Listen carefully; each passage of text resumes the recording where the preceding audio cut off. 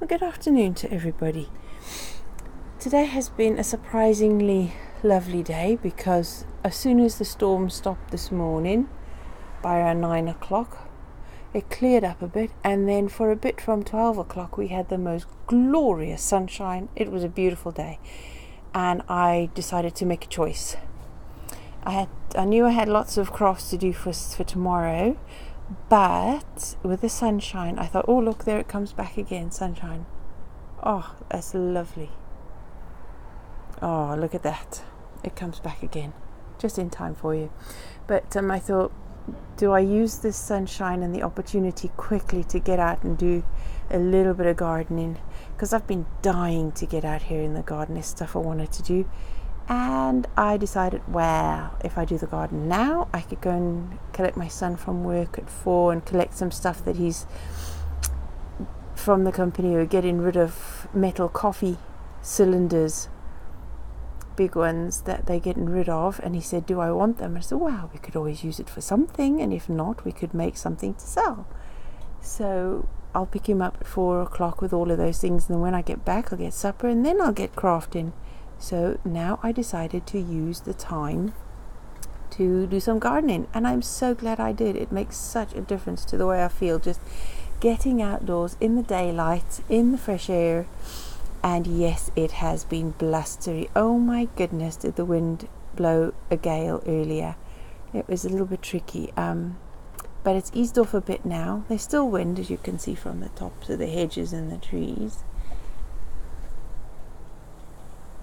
There's still a wind, but it's not really as gusty as it was earlier. Really gusty. So yeah, I'll show you what I did. Over here is a little bit muddy. The wood chips that I'd put there had already started to compost down, and it was muddy here. So I thought, if I'm going to use these water butts, because they are like overflowing full, I'm going to have to empty them, because I don't want the water overflowing into the ground by the posts and rotting them. So yeah, I shall do that. This little log over there that's sitting there nicely with moss and composting, I'm going to move that to by the cherry tree. I changed the soil here. I raked up the old soil and wood that was starting to rot and put fresh ones down, and also this stretch of the path here. So this is all new chippings, because it was getting muddy there as well. So when coming out to get my kale, it was getting a bit muddy to take the mud back in the house. So I've put new chips there. What I pulled up, like on the other beds, I have spread around on top of the beds over there. So more soil making going on there. It's tidied up nicely, covered it, and I'm hoping it'll give it a bit more protection from the rain, just like it does on this bed and on the one over there. But I'm still going to top it up with compost if I can find some, because it's never too late to put compost on the ground. I also moved one of the pots from here, what was the where the oh, forgive me, I'm a bit brain fogged at the moment, it's the wind. The box that was there has been moved. I'm going to put the little log over there. The raspberries, that one, look at that, a raspberry in December. Not going to be very nice flavour, but it's a raspberry. That one and that one I'm going to move over there. So all the berry type fruit there, I've got gooseberries, blueberries, black currants. The raspberries are going to go in there. This Chilean guava is going to have to move somewhere else in there. I'll have to rig up some kind of wooden frame or something to put it in somewhere else, because this is going to be covered with construction net to keep the birds from eating the fruit. So that will go in there, the raspberries will. I'll put other pretty flowers around the cherry tree. The pond obviously still got to go, that's next year's job. But look what I did here. I measured out 9-foot circle, and on the outside of the circle I've put all the plants just to help me know where they are, and I've positioned 1, 2, 3, 4, 5 apple trees ready to grow in that position. The other plants I've just put there to mark the circle but they'll stay there. I'll put the trees in much bigger pots so they can last a bit longer. Ideally, I'd like to put them in the ground, but since we don't know what the future holds, and those trees are now 4 years old, so 3 years, just over 3 years old. I'm not going to sacrifice them at that age when they're just going to start putting out nice fruit now. So I'm going to train them into a lovely fanned out circle gazebo thing, and as they grow I'm going to turn them into a nice folly kind of thing, so they will be growing like that. So I'll have fruit and shade over the pool when it goes up in the summer, and it'll be a lovely garden feature, I think, nicer than just sticking things around the edges.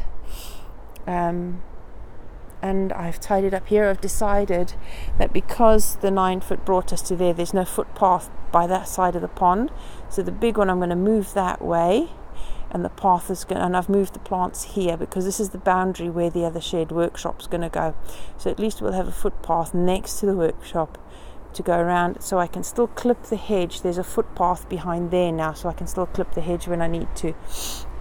And along here I'm just going to put lots of window boxes with flowers and vegetables. So we've still got his path, but I'm still going to use the space here that used to be where some of the path was. So now I've got a different usable space. It's much tidier. More of the pile is gone of the wood chips. It's going to disappear pretty soon. These pots I shall empty, that were the tomato ones and the loofah ones, and I will reuse them elsewhere. The Arctic kiwis over here have taken root outside of the pots into the ground, so I'm going to have to dig them up and put them in much bigger pots with more soil, but they don't like it anywhere else other than here. And if I can in future cover the inside, I'll show you in a minute, if I can put some kind of shelter inside the cover here, if I can build a big window box there with a trellis at the back and cover that area at the back, then that will give shelter under here, and I can put the kiwis under here, because this corner into here is the south facing corner. So yeah, the grapes will grow under here, under the pergola, and I will allow the kiwis to grow along into all of that space there. And I know they will grow even bigger because they can grow absolutely massive, but I'll keep them trained and tidy to fill the space and give us more shelter from the wind in that corner. The wind has been battering us. I've got to tidy that corner, put the baby's seat back, but we'll see, it's getting a bit wet there, as you can see on the chairs. The wind has been blowing the carpet. I'll move this. This is my duck potato, my wapato pot, and I've just moved it under here so that through the winter it's not completely exposed to the snow and the ice when it comes, so it'll protect them at least over the winter there. And I will in the spring get some fresh aquatic compost, or well, not really, because it doesn't need aquatic compost, it just needs plain soil that's not enriched, because they don't like rich soil.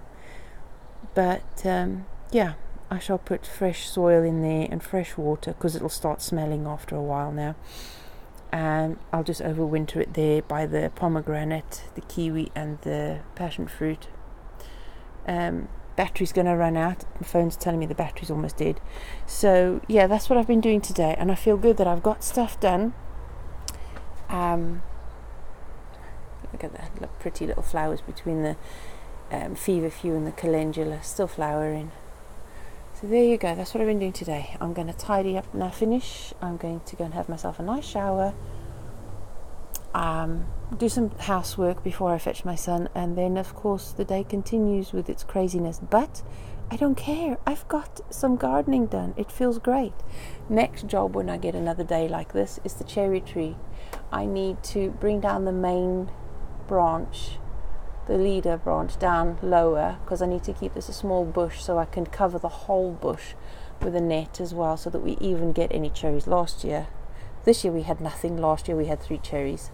The birds had them all even before they were ripe, so I'm going to have to keep it as a small tree and keep it covered. So to enable us to actually reach the cherries, it's got to come down. And I don't want the leaves blowing into the guttering of the shed anyway.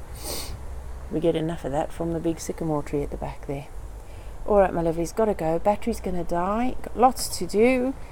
It's been wonderful getting out into the garden, so I hope that whatever bit of sunshine and fresh air you get, you jump at it and take it, whether it's going for a walk, doing gardening, spending time with family or whatever. Just enjoy it, use it. At this time of year we need every bit of sunshine and fresh air we can get, even if there's no sunshine but daylight. Just grab it. Look, blue sky. Oh, you can't see. There you go, blue skies. Deep breath and chill. Have a lovely day everybody. I'll speak to you soon. I've got crafts to do later, so tonight I'll do another video and I'll show you what I've finished ready for tomorrow. Bye.